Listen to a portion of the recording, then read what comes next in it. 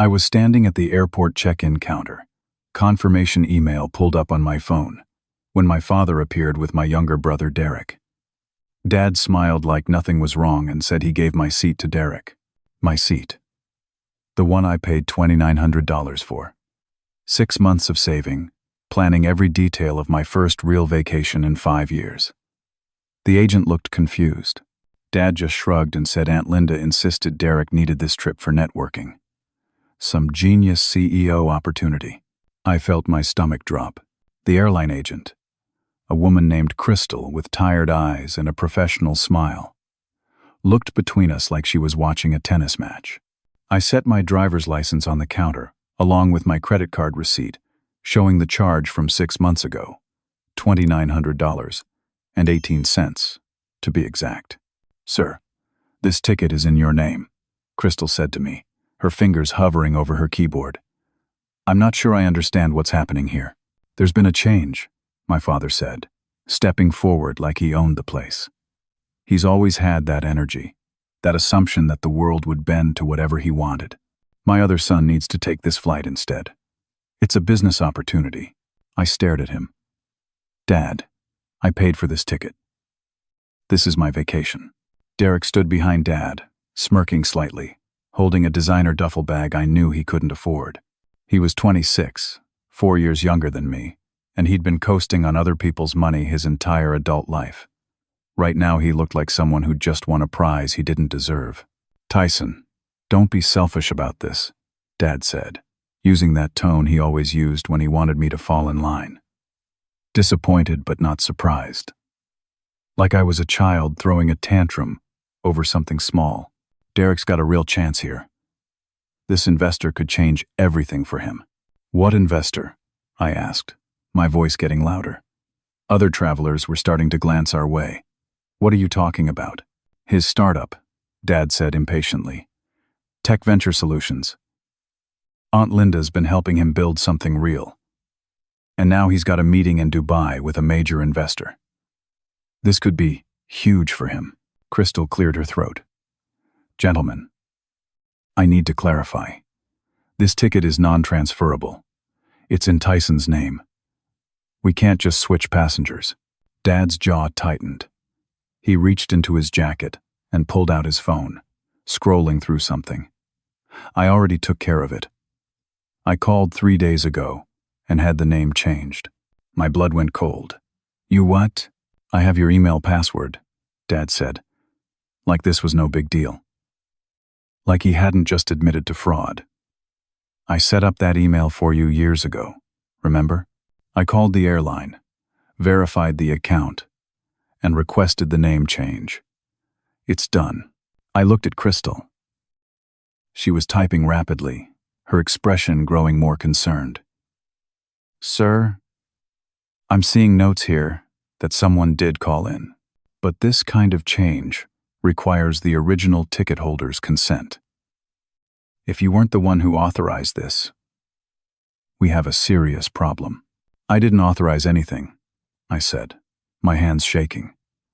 "I didn't know anything about this until right now." Derek finally spoke up. "Come on, thank you. Don't make this a big thing. I really need this trip. You can go to Dubai anytime. This investor is only there this week." "I saved for 6 months," I said, my voice cracking slightly. "I took extra shifts. I planned every day of this trip. I paid for the hotel, the rental car, everything. And we appreciate that," Dad said. "We'll pay you back." That's when it hit me. The hotel, the rental car, the excursions I'd booked. I'd put everything on my credit card and my accounts because Dad had asked me to. He'd said it would be easier to keep track of expenses that way, that he'd reimburse me for Derek's portion. I'd trusted him. I pulled out my phone and opened my banking app right there at the counter. My hands were shaking so hard I almost dropped it. I navigated to my credit card account and found the customer service number. "What are you doing?" Dad asked, suddenly alert. I didn't answer. The line rang twice before a representative picked up. "I need to freeze all my credit cards immediately," I said. I'm reporting potential fraud. Dad's face went white. Tyson. Wait. I also need to cancel any authorized users on my account. I rattled off my card numbers from memory. I'd been paying them off religiously for months. The representative confirmed the freeze. I hung up and immediately called the hotel in Dubai. The front desk answered in accented English. I gave them my confirmation number and canceled the entire reservation. 5 nights at a luxury hotel overlooking the marina. Gone. What are you doing?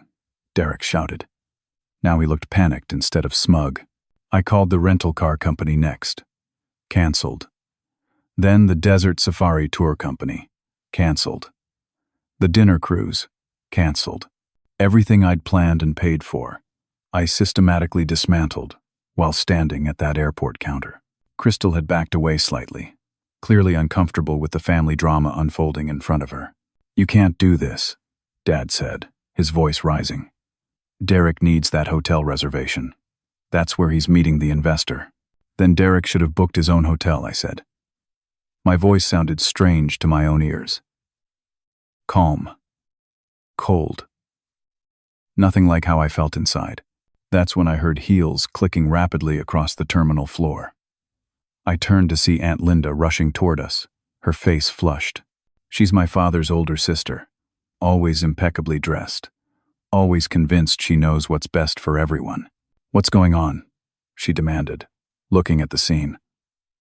Why haven't you checked in yet? There's been a change of plans, I said. Linda's eyes narrowed. Tyson, your father explained this to you. Derek needs this trip. This investor could mean everything for his company. Aunt Linda, were you planning on going too? I asked. A horrible suspicion forming. She blinked. Of course. Derek needs support for this meeting. I'm coming along to help negotiate, using the hotel reservation I paid for. Well, yes, but we'll pay you back. Don't be so petty about money. This is family. I just canceled everything, I said. The hotel, the car, all of it. Linda's face went from confused to horrified to furious in about 3 seconds. You did what? Do you have any idea what you've just done? That investor is expecting to meet Derek at that specific hotel tomorrow evening. We don't have a way to contact him. It was all arranged through intermediaries. Derek has a meeting time in place. That's it. Then you should have planned better, I said. You just destroyed your brother's future, Linda hissed. This was his one chance. This investor was going to put $500,000 into Tech Venture Solutions. Derek's been working toward this for months. With your money, I said quietly. Not his. Yours. Her face flushed darker. I'm investing in my nephew's future. Something you clearly don't understand. Dad grabbed my arm. His grip was tight enough to hurt.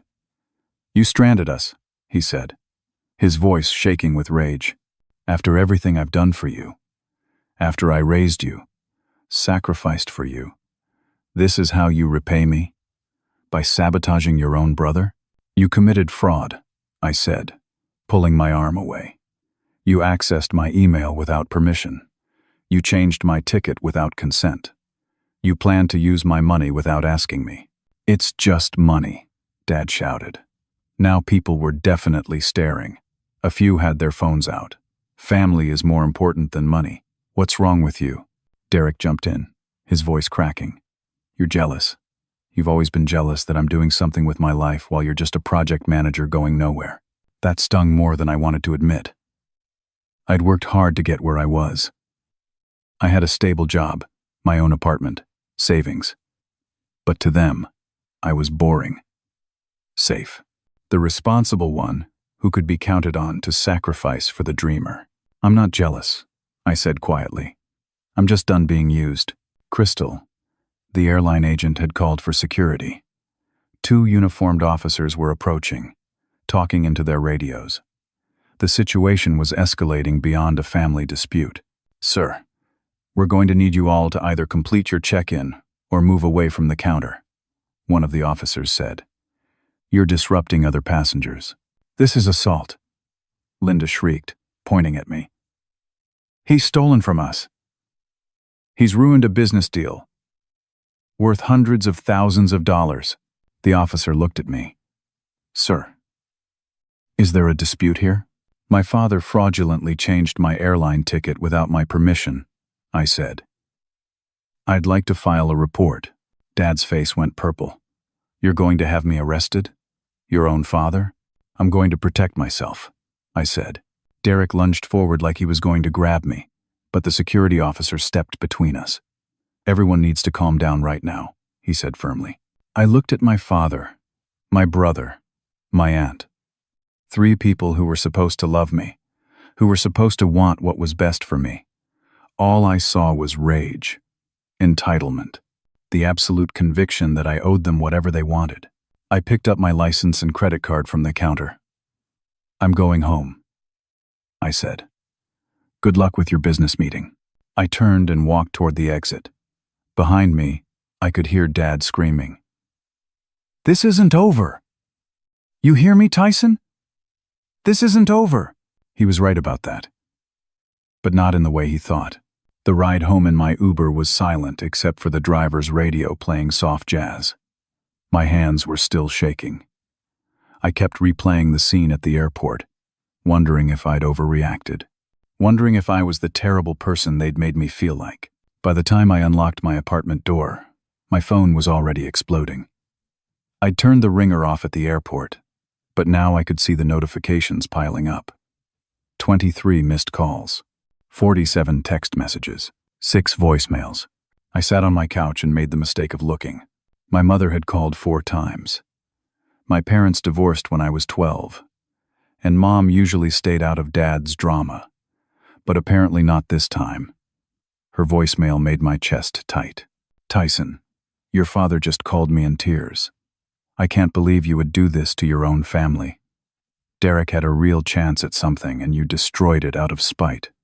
I'm so disappointed in you. Call me back and apologize to your father right now. I deleted it and moved to the next one. Uncle Frank, Dad's younger brother. What the hell is wrong with you? Thank you. Your grandmother is beside herself. You need to make this right. Cousin Amanda. Really mature, Tyson. Way to show everyone how selfish you really are. The texts were worse. The family group chat I'd forgotten existed had come alive like someone had kicked a hornet's nest. My phone buzzed continuously as more messages poured in. Derek's girlfriend, Amber, someone I'd met exactly twice. You're a disgusting excuse for a brother. Derek gave up so much for this opportunity, and you ruined it because you're jealous and pathetic. I turned my phone completely off and threw it across the room onto a chair. The apartment felt too quiet, too empty. I couldn't sleep. Around 2 a.m, I got up and opened my laptop. If Derek really had this amazing startup, there should be information about it online, right? I searched for Tech Venture Solutions. The website looked professional at first glance. Sleek design, modern fonts, stock photos of diverse people in business attire pointing at screens.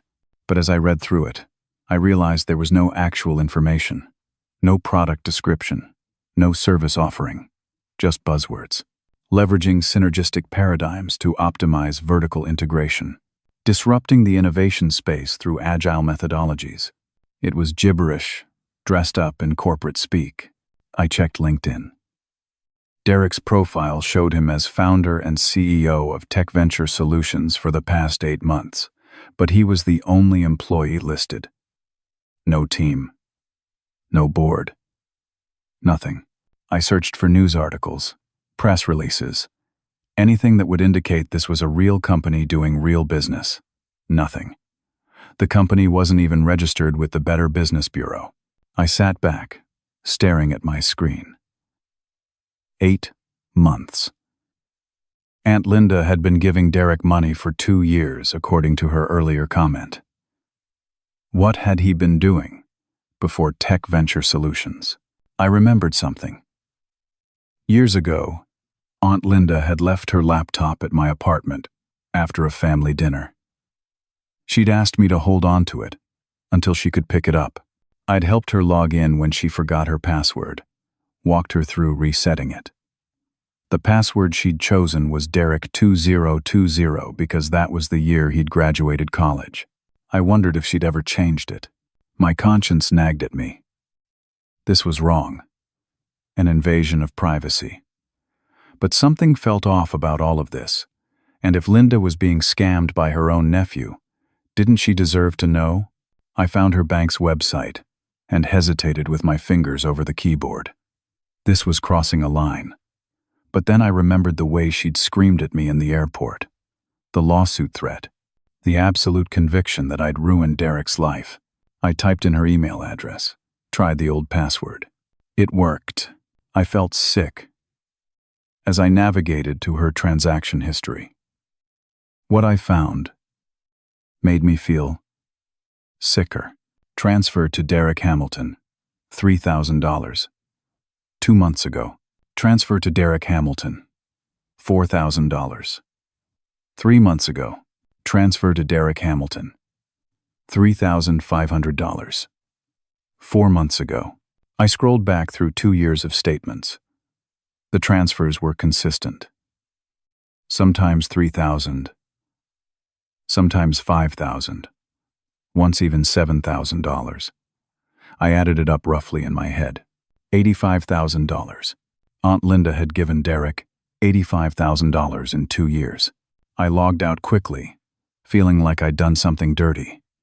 But now I knew. Derek didn't have a startup. He had a benefactor he was milking dry. I finally fell asleep around 4 in the morning, exhausted. The next morning, I dragged myself to work. I'm a project manager at Hendricks Construction, a mid-sized firm that does commercial buildings around the city. It's good work, stable, exactly the kind of boring, reliable job my family seemed to think meant I was going nowhere. I'd been at my desk for maybe 20 minutes when my boss, Greg, called me into his office. Greg is in his 50s, gray at the temples, usually pretty laid back. But he looked uncomfortable as I sat down. "Tyson, I need to ask you about something. I got an email this morning from your father." My stomach dropped. "What kind of email?" Greg turned his monitor so I could see. The email was addressed to him, CC'd to 3 other managers in the company, including the VP of Operations. "Dear Mr. Patterson, I'm writing to you with deep concern about my son, Tyson Hamilton. As his father, I feel it's my duty to inform you that Tyson is experiencing a severe mental health crisis. Yesterday, he had a complete breakdown at the airport, screaming at family members and making threats. He's been acting erratically, and I'm worried he may be a danger to himself or others. I think he needs immediate professional help and some time away from work to get treatment. Please give him whatever support your company can provide during this difficult time. Sincerely, Richard Hamilton." I sat there, stunned. "Greg, that's not what happened. I figured there was more to the story," Greg said carefully. "But I have to ask, is everything okay? Do you need some time off?" I had to explain the whole situation. The vacation, the ticket fraud, the frozen credit cards. It was humiliating to air family drama in my boss's office. Greg listened, nodding occasionally. "That sounds incredibly stressful," he said when I finished. "Look, take the day if you need to. But I have to be honest with you. This email was sent to several people in leadership. There's going to be questions." "I understand," I said. "I'm sorry this spilled over into work. It's not your fault," Greg said. "But maybe keep your head down for a bit, okay?" I went back to my desk. A few coworkers were looking at me strangely. By lunchtime, I realized the whole office had probably seen that email. People were whispering. I decided to work through lunch in the conference room, away from everyone. I was reviewing blueprints when my phone rang. Unknown number. I almost didn't answer. "Hello? Is this Tyson Hamilton?" "This is Patricia from apartment 307. I live below you." Patricia was an elderly woman I'd helped carry groceries a few times. Sweet lady. Always asked about my day. "Hi, Patricia. Is everything okay? I don't want to alarm you, but there's water coming through my ceiling. It's coming from your apartment." I called building maintenance. I stood up so fast my chair rolled backward. I'm on my way. I told Greg there was an emergency and left immediately. The drive home usually took 20 minutes. I made it in 12. Patricia was standing in the hallway with Harold, the building manager. Harold was in his 60s, ex-military, took his job seriously. Your door was unlocked, Harold said as I approached. I had to go in and shut off the water main to your unit. I locked it this morning. I know I did. Well, it wasn't locked when we got here. I stepped into my apartment and immediately felt water seep into my shoes. The carpet was soaked. Water was everywhere. I could hear it still dripping. I ran to the bathroom. The toilet was overflowing, stuffed full of towels. The sink was running, the drain plugged with more towels. I stared at it, my brain struggling to process what I was seeing. This wasn't an accident, I said. Harold appeared behind me. No, it wasn't. I already checked the security footage. You're going to want to see this. We went down to his office. Harold pulled up the security system on his computer, rewound to that morning. There was the lobby entrance, timestamp showing 8:45, about 15 minutes after I'd left for work. Derek walked in. He looked around, then headed to the elevators. Harold fast-forwarded. 9 minutes later, Derek left. He wasn't carrying anything. He walked quickly, looking at his phone. That's your brother? Harold asked. Yeah. How to get in? Must have a spare key. My dad had one for emergencies. Harold sat back in his chair. This is vandalism. Criminal trespass. You need to file a police report. I looked at my destroyed apartment. My laptop was on the coffee table, soaked. Papers from work, ruined. My couch, my furniture, everything was wet. The smell of water damage already hung in the air. How much will this cost to fix? Insurance should cover most of it, but you've got a deductible, probably around $1,000. Plus, you can't stay here while it's being repaired. We're talking at least a week, maybe 2. I nodded numbly. $1,000 I didn't have. My savings had gone to the Dubai trip. I'll file the police report, I said. I'll email you a copy of the security footage, Harold said. I'm really sorry, Tyson. That's family? Yeah, I said. That's family. I spent the next 2 days at a budget inn off the highway. $79 a night.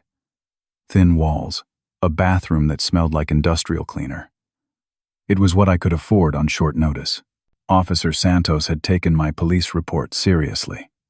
He was in his 40s, patient, took detailed notes. But when he called me on the 3rd day, I could hear the problem in his voice before he even explained it. Mr. Hamilton, I spoke with your brother Derek. He filed a counter-report. A counter-report? For what? He claims you gave him that spare key several weeks ago. Said you asked him to check on your apartment while you were going to be out of town. He says when he got there, the water damage was already happening. He tried to stop it but couldn't, so he left. That's a lie. I never gave him a key. I didn't even know he had access to one. I believe you, Santos said. But here's the problem. The security footage shows him entering and leaving, but it doesn't show him actually causing the damage. Without direct evidence, this becomes a he said situation. So nothing happens to him? I'm sorry. You can pursue this in civil court if you want restitution for the damages. But criminally, we don't have enough to charge him. I thanked Officer Santos and hung up. I sat on the edge of the hotel bed, staring at the water-stained ceiling, and wanted to scream. 2 hours later, a courier arrived at my work address. I'd updated my address with the office temporarily since I couldn't receive mail at my apartment. The envelope was from a law firm, Bartlett and Associates. Official letterhead. Heavy paper. I opened it with a sense of dread. Dear Mr. Hamilton, we represent Miss Linda Hamilton in a matter concerning your interference with her business interests. On April 11th, you willfully and maliciously canceled business arrangements. that directly resulted in the failure of a $500,000 investment deal for Tech Venture Solutions. Your actions constitute intentional interference with prospective economic advantage. Our client has suffered damages in the amount of $500,000 due to the lost investment, as well as an additional $50,000 in emotional distress. We demand payment in full within 10 business days, or we will file suit in county court.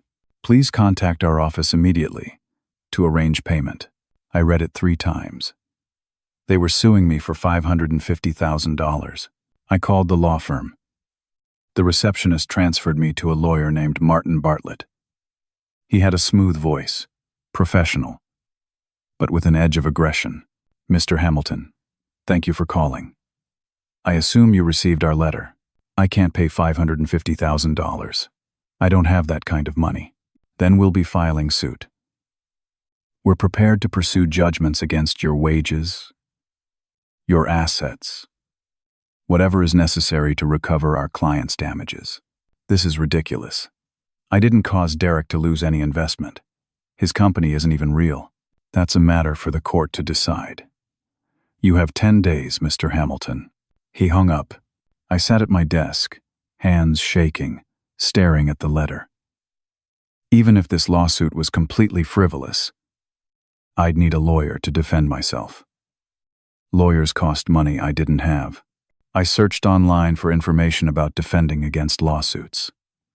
Everything I found was discouraging. Even winning could cost thousands in legal fees. That evening, my father showed up at the hotel.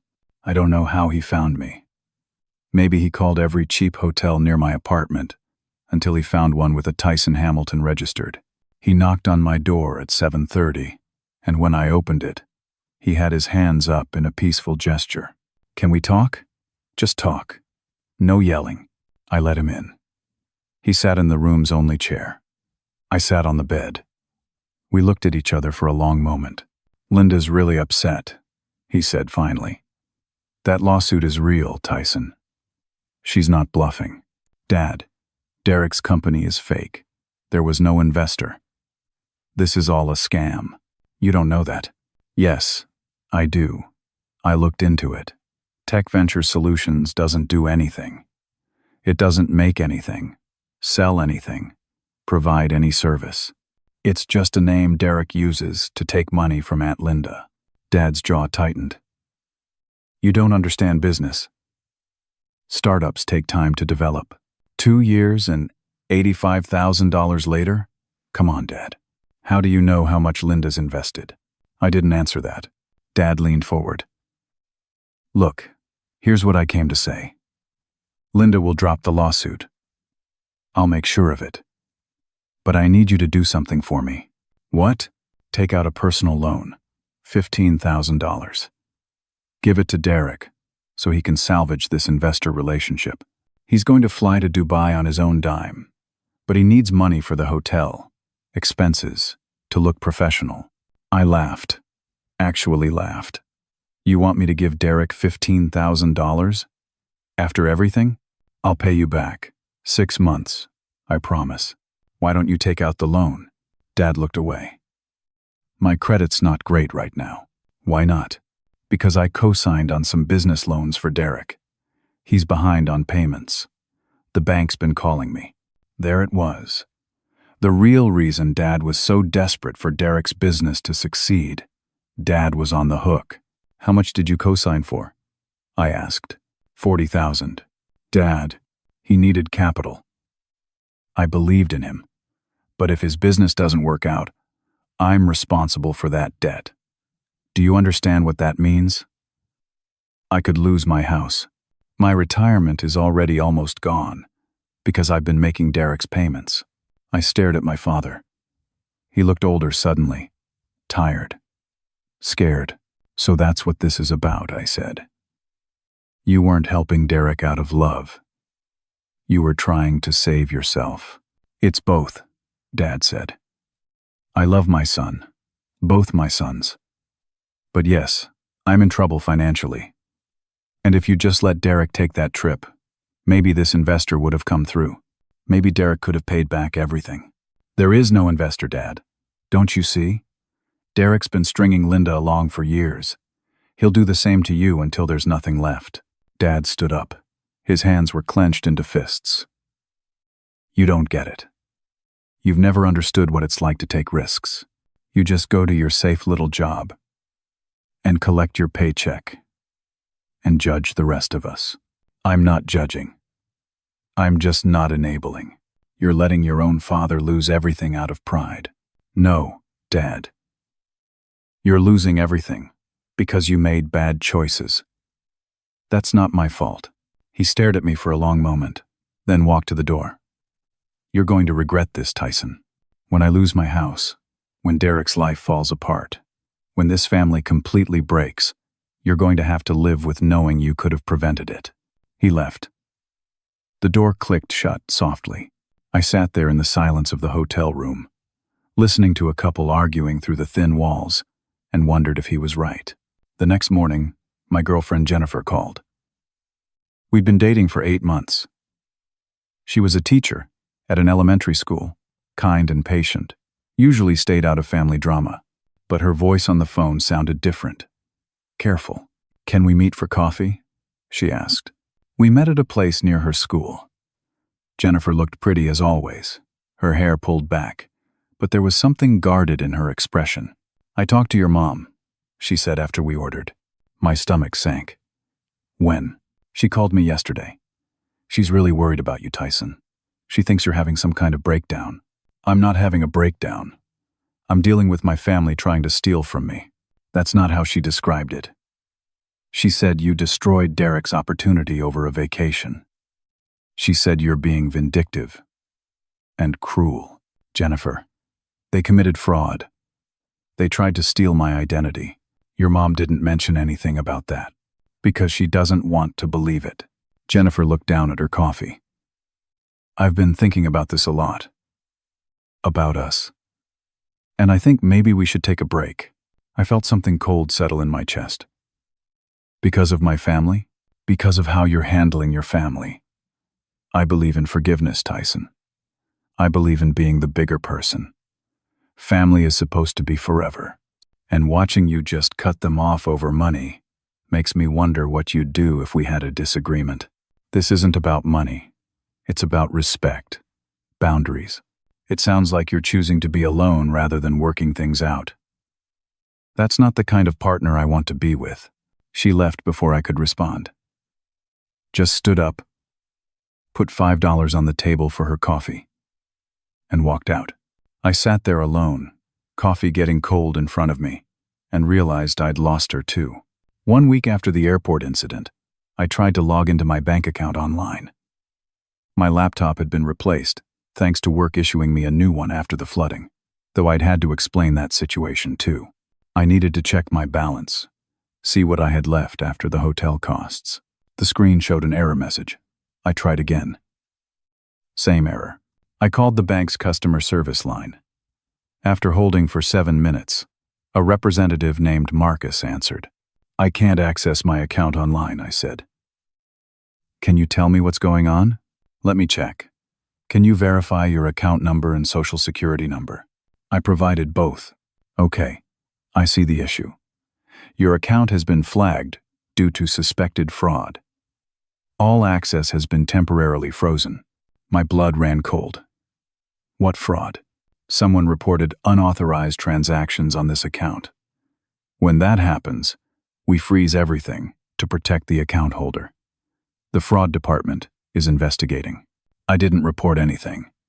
Who reported it? I can't tell you that, sir. But the report was filed 3 days ago.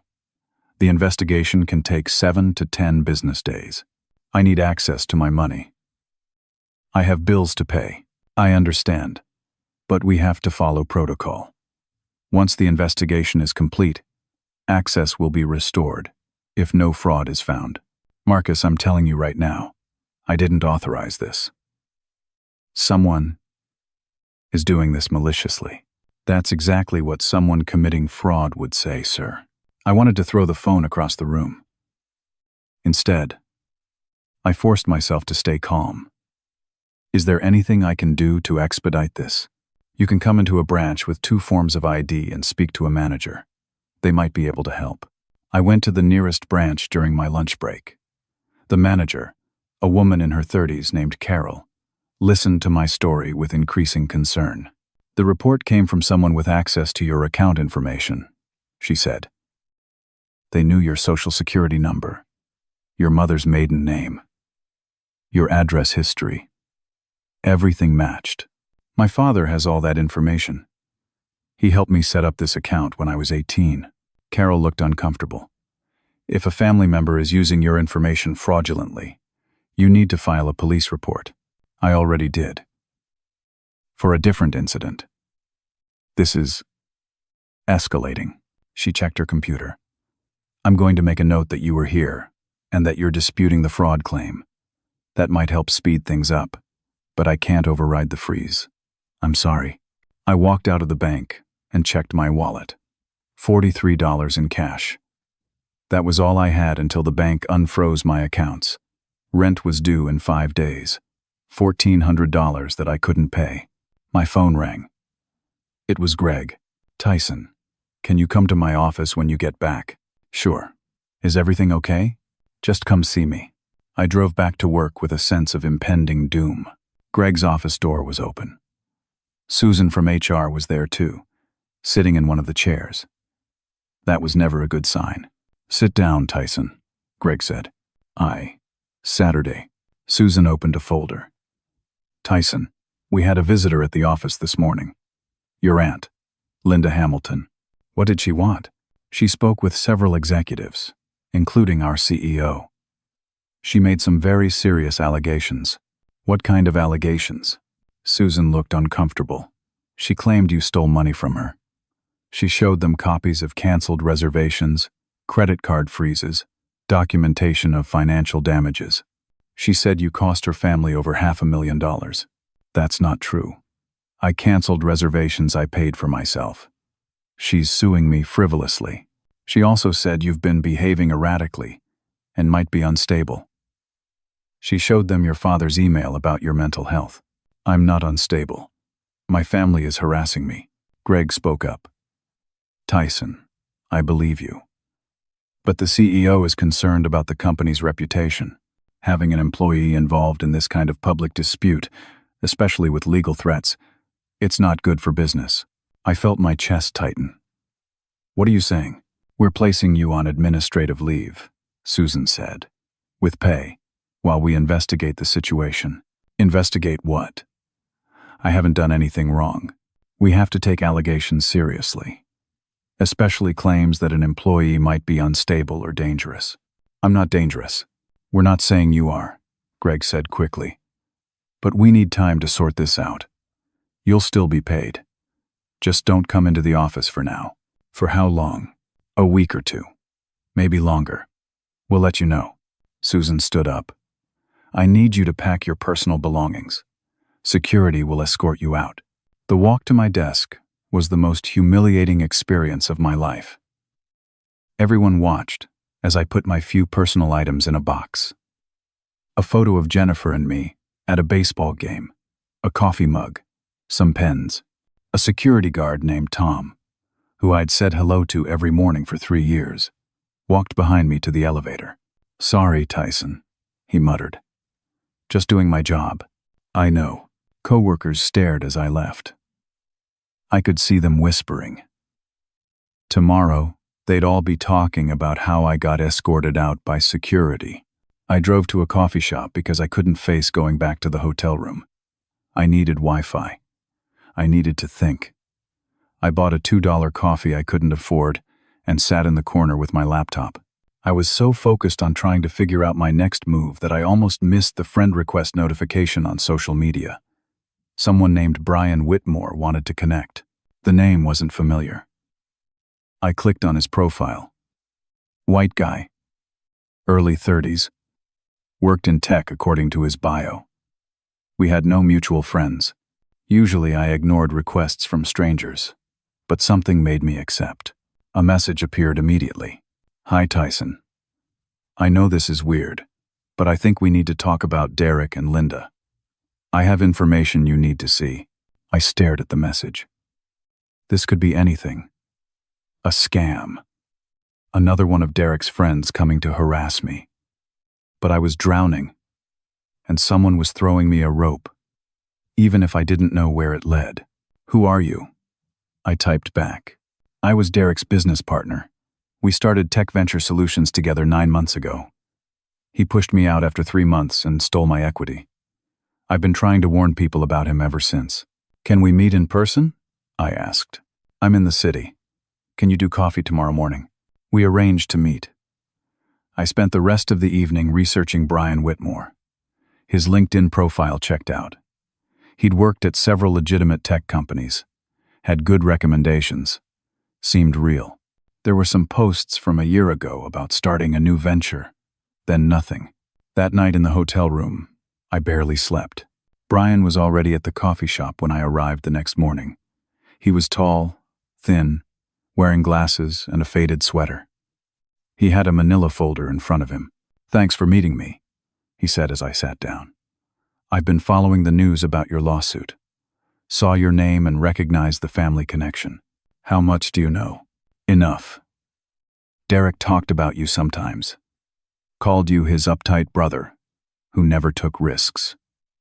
Brian opened the folder. "Look, I'm going to be straight with you. Derek is a con artist. Tech Venture Solutions was supposed to be a real company. I had the technical skills. He had the business vision, or so he claimed. We were going to build a project management software tool. What happened? 3 months in, I realized Derek had no intention of actually building anything. He was just using the company name to get money from his aunt. He'd tell Linda we needed capital for development. She'd wire money. It would disappear into Derek's personal accounts. When I confronted him, he used a technicality in our partnership agreement to force me out. I lost everything I'd invested. "Why didn't you sue him?" "I couldn't afford it. I'd put my life savings into the company. $30,000. I talked to lawyers. They all said it would cost more to sue than I'd ever recover.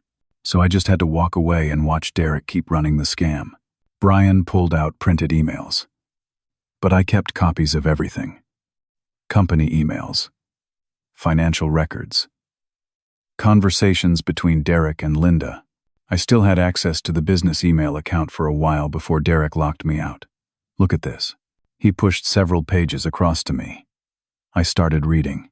They were emails between Derek and my father. Recent ones, from the past 2 months. Derek: "Tyson's trip is perfect timing. He'll be out of the country for a week. Dad: I have his social security number and mother's maiden name. Bank security answers too. Derek: Can we pull this off without him knowing? Until it's too late, Dad. As long as he's in Dubai, yeah. By the time he gets back and sees the new accounts, we'll have gotten at least 50 grand. Maybe more if we move fast. Derek: His credit is good. Should be able to open 3 or 4 cards, maybe a personal loan. Dad: He's too trusting. Always has been. This will work. I read the emails twice. 3 times. My hands were shaking so hard the pages rattled. They were planning identity theft, I said. Looks that way, Brian said. Apparently the Dubai trip wasn't really about Derek meeting an investor. It was about getting you out of the country so they could open credit accounts in your name. By the time you got back, they'd have maxed everything out. You'd be left with the debt. The investor doesn't exist? I doubt it. Derek's been telling Linda there's an investor for months. It's always the same story. Big deal coming. Just needs a little more money to make it happen. Linda's given him over $80,000 at this point. 85, I said quietly. I checked her bank records. Brian looked at me sharply. You got access to her accounts? She left her laptop at my place once. I still knew her password. It was wrong of me, but I had to know. Well, you were right. Derek's been systematically draining her. And now that you stopped the Dubai plan, he's panicking. That's why your family is going nuclear on you. You didn't just ruin a vacation. You stopped a major fraud scheme. I sat back in my chair. Everything made sense now. Dad's desperation. Linda's rage. The lawsuit. All of it was because I'd accidentally prevented them from stealing my identity. What do I do with this? I asked, gesturing to the emails. Go to the police, Brian said. This is conspiracy to commit fraud. Identity theft planning is illegal even if they didn't execute it. With these emails, you have proof. Will you testify? Absolutely. I want Derek to face consequences. I'm tired of watching him hurt people. I took the folder of evidence. Thank you. Why are you doing this? Because Derek needs to be stopped, Brian said. And because families shouldn't do this to each other. What he's doing to you, what your father's doing, it's wrong. You deserve better. I left the coffee shop with the folder tucked under my arm, feeling something I hadn't felt in weeks. Hope. The law office of Rachel Finley was in a small building downtown, 3rd floor, modest but professional. I'd found her through an online search for attorneys specializing in fraud cases. Her website said she worked on contingency, which meant I might not have to pay up front. Rachel was in her early 40s, sharp-eyed, with short hair and a no-nonsense demeanor. She listened to my entire story without interrupting, taking notes on a legal pad. When I finished, she sat back and reviewed her notes. This is substantial, she said. You've got documentary evidence of conspiracy to commit identity theft, fraud, potential wire fraud if they used electronic communications. The emails Brian provided are particularly damaging. Can you help me? I can. Here's what I recommend. First, we file criminal complaints with the police. The district attorney's office will decide whether to prosecute. Second, we file civil suits for damages. The canceled vacation, the apartment damage, your legal fees. Third, we get a restraining order to keep them from further harassment. How much will this cost?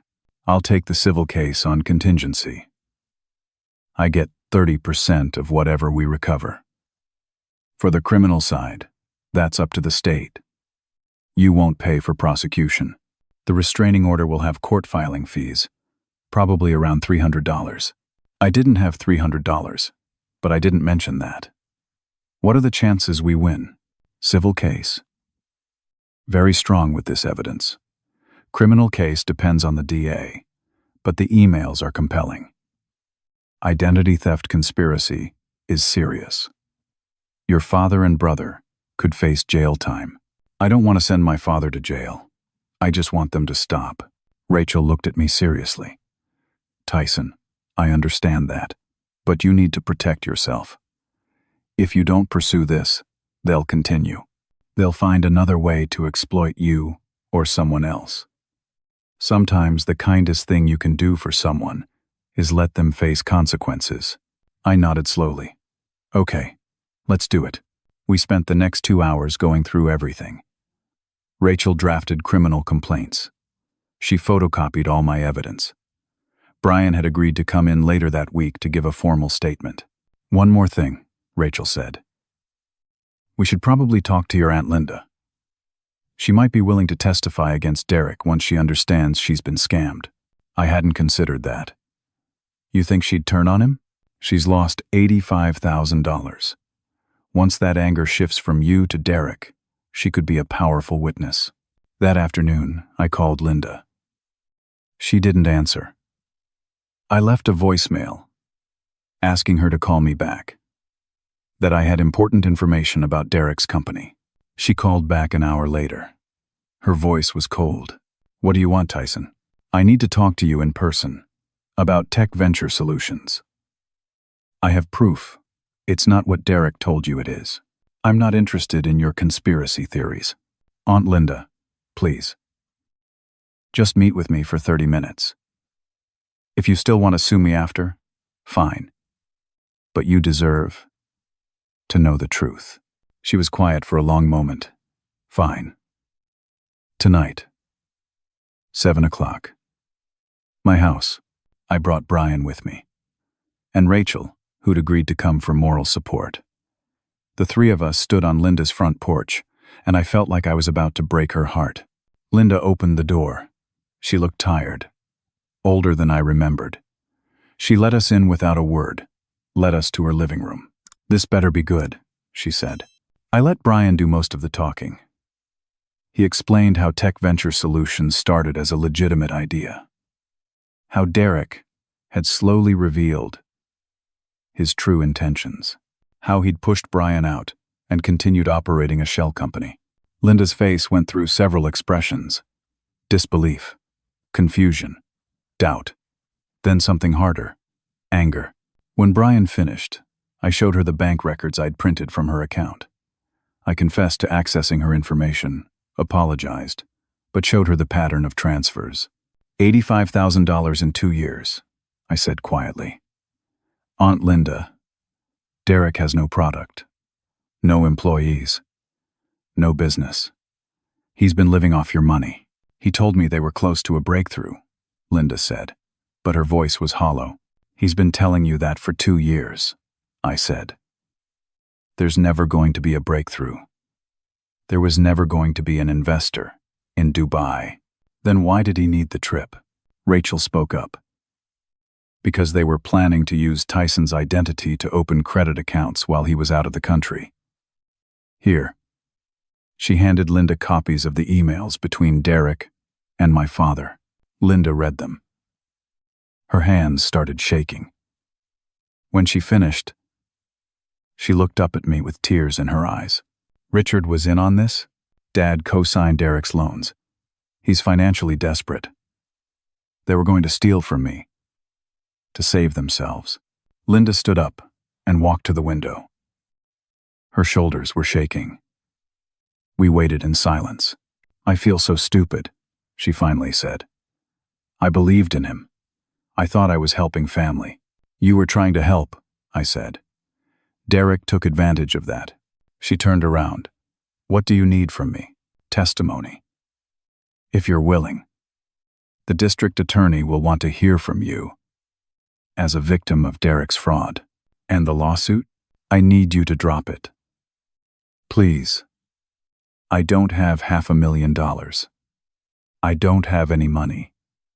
And I'm not responsible for Derek's failures." Linda nodded slowly. "I'll drop it. And I'll testify. Derek needs to face what he's done." We left Linda's house with her promise to cooperate. As we walked to our cars, Rachel said, "That went better than I expected." "She's a good person," I said. "Just misguided." The next morning, I filed the criminal complaints at the police station.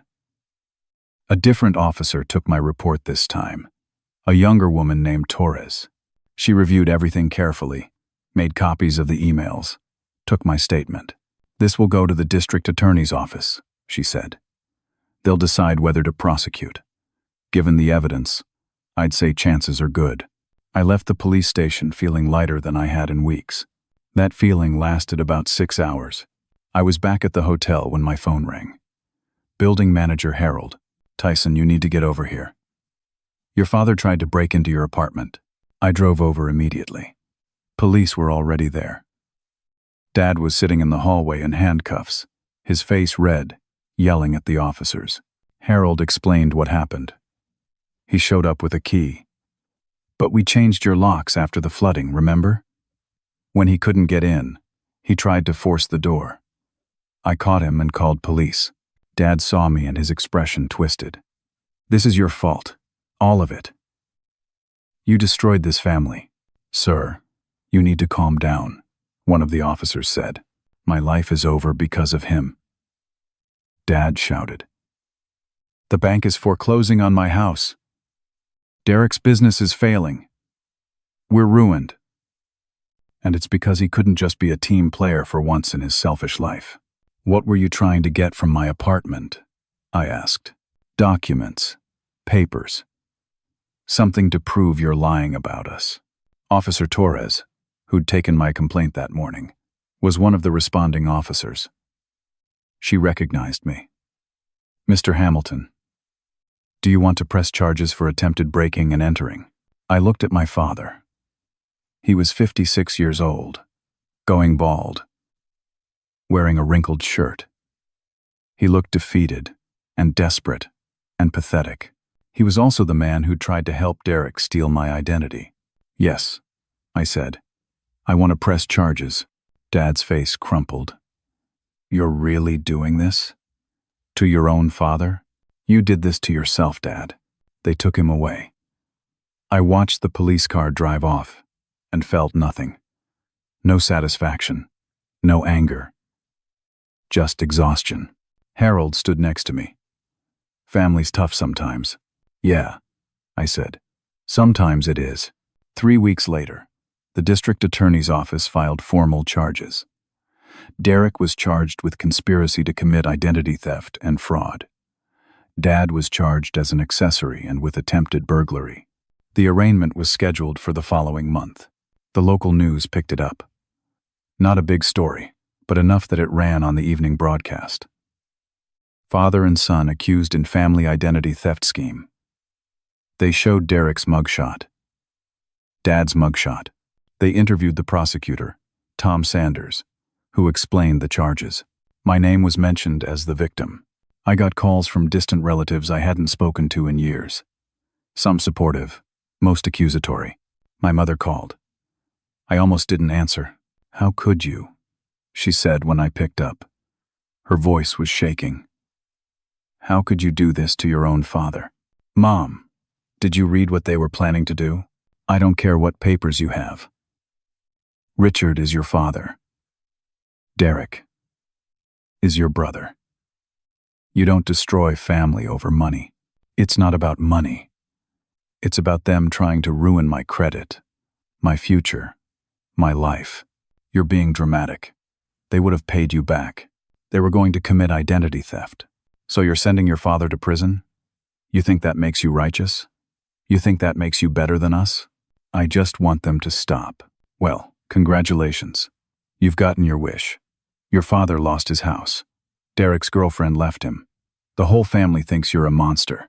I hope you're happy." She hung up. I sat in my hotel room, staring at the wall, and wondered if she was right. If I was the monster. The family group chat had been abandoned, but I still got individual messages. My grandmother left me a voicemail, saying I was no longer welcome at family gatherings. She called me Judas, said I'd betrayed my own blood for 30 pieces of silver. Cousin Amanda posted on social media about people who choose revenge over family. She didn't name me, but everyone knew. My former girlfriend Jennifer shared the post. Friends from high school, people I hadn't talked to in years, sent me messages asking what happened. The story had spread.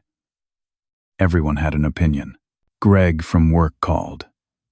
"Tyson, I saw the news. I'm sorry. This must be incredibly difficult." "It is. Listen. I need to tell you something. The company decided to let you go. They're calling it restructuring, but I know it's because of the publicity. They don't want to be associated with this. I understand. I fought for you. I want you to know that. But I was overruled. Thanks, Greg. We'll give you 2 weeks severance. It's not much, but it's something. 2 weeks severance. About $3,000 after taxes. It would cover maybe a month of basic expenses. I was unemployed, estranged from my entire family, living in a cheap hotel, drowning in legal fees. Even with Rachel working on contingency, I'd been using my credit cards to buy groceries, pay for the hotel, keep myself afloat. The same cards I'd frozen at the airport. The balances were growing. I was accumulating debt, trying to protect myself from debt. The irony wasn't lost on me.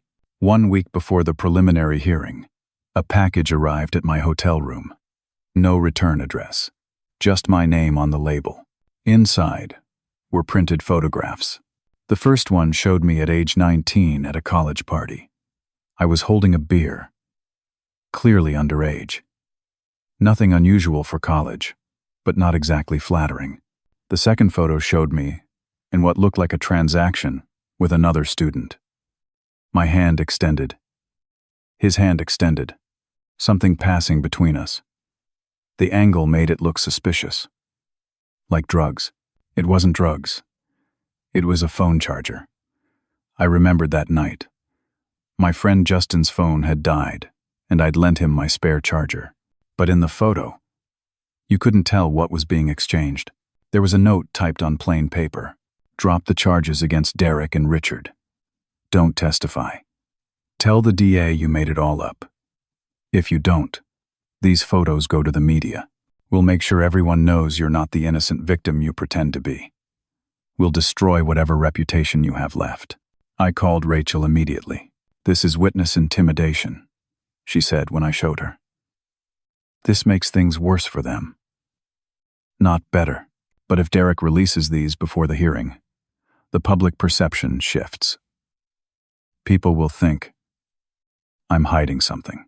Let them try. These photos prove nothing. You borrowed a phone charger. So what? And underage drinking at 19? Half of America is guilty of that, but it muddies the water. Tyson, this is desperation. They have nothing left, so they're trying to scare you. Don't let it work. But it was working. I looked at those photos and saw my college self, young and stupid, making mistakes that seemed trivial then, but looked damning now. That night, I couldn't sleep. I kept thinking about everything I'd lost. My job, my girlfriend, most of my family, my savings, my peace of mind, all because I'd refused to give up a vacation seat. Was it worth it? I called Rachel at 11 at night. She answered on the third ring, sounding groggy. Tyson, what's wrong? I'm thinking about dropping the charges. What? Why? Because I'm tired. Because I've lost everything anyway. Because maybe they're right, and I'm just being vindictive. Are you listening to yourself? You're the victim here. They tried to steal your identity. They vandalized your apartment. They've harassed you, lied about you, tried to destroy your career, and now they're blackmailing you. You want to let them win? I don't know what I want anymore. Rachel was quiet for a moment. Okay, here's what I want you to do. Take tomorrow to think, really think. But remember this, if you drop the charges now, Derek and your father learn that threats work. They'll do this to someone else. Maybe another family member. Maybe a stranger. They'll keep scamming and hurting people because they face no consequences.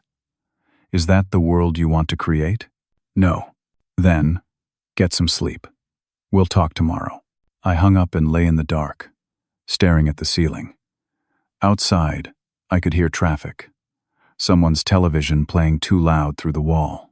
Normal sounds of life continuing, while mine felt like it was ending. I thought about Derek. About his smirk at the airport. About his false promises to Aunt Linda. About the emails planning to steal my identity. I thought about Dad. About his desperation, his anger, his complete unwillingness to admit he'd done anything wrong. I thought about who I wanted to be. Someone who gave up when things got hard, or someone who stood up even when it cost everything. The preliminary hearing was in 6 days. I had to decide. The courthouse was downtown, an old stone building with marble floors and high ceilings. I arrived early, wearing the only suit I owned.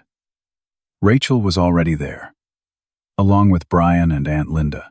Derek and Dad showed up 10 minutes before the hearing, accompanied by their public defender, a young man who looked overwhelmed.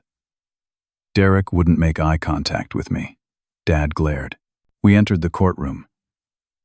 Judge Morrison presided, a woman in her 60s with steel-gray hair and a reputation for being tough, but fair. Prosecutor Tom Sanders presented the evidence. The emails between Derek and Dad discussing the identity theft plan. Security footage of Derek vandalizing my apartment. Financial records showing Derek's fake company. Bank statements from Linda proving the fraud. The public defender tried to argue it was a misunderstanding, that the emails were taken out of context, that Derek's company was real, just struggling. Judge Morrison wasn't buying it. "The evidence presented here is both compelling and disturbing," she said, looking at Derek and Dad over her reading glasses. "This appears to be a deliberate conspiracy to commit identity theft against a family member. That's not a misunderstanding. That's a crime." She ordered both Derek and Dad to stand trial. Set the trial date for 3 months out. Bail was set at $20,000 each. Aunt Linda posted Dad's bail later that day. Despite everything, she still felt responsible for her younger brother. Derek's bail was posted by his girlfriend Amber's parents, who apparently hadn't given up on him yet. After the hearing, Rachel pulled me aside. "The defense attorney wants to talk settlement for the civil case." "What kind of settlement?" "Derek and your father want to avoid trial if possible. They're offering $42,000 to settle all civil claims. That covers your Dubai costs, apartment damages, your legal fees, and some punitive damages." "Where would they get $42,000? "Your father's selling his house. He's being foreclosed on anyway, so he'll take whatever equity is left. And Linda is demanding Derek repay what he can from her losses. Between those two sources, they can come up with the money.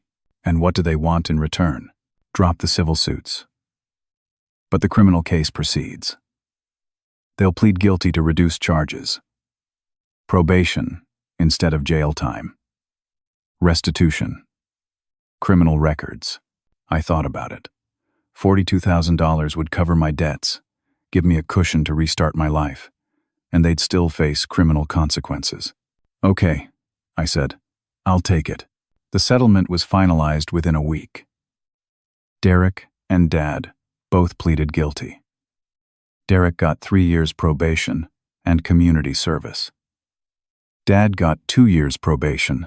Both had to pay restitution and would have criminal records. Neither one spoke to me during the sentencing. They sat on their side of the courtroom, and I sat on mine, and we avoided eye contact like strangers.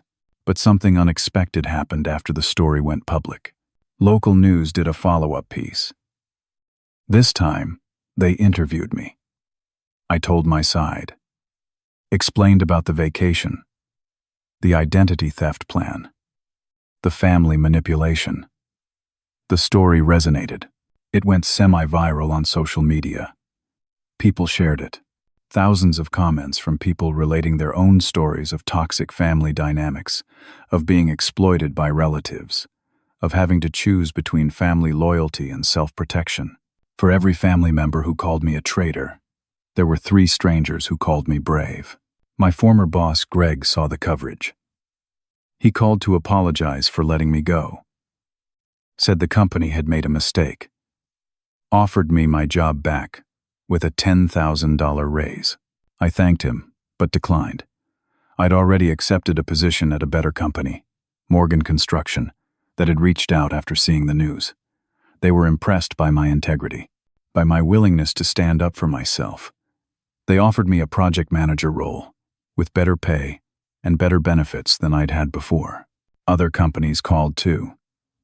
Apparently, publicly defending yourself against fraud makes you look principled. Who knew? I used part of the settlement money to finally take my Dubai trip. Went alone. Spent a week there, staying in a nice hotel.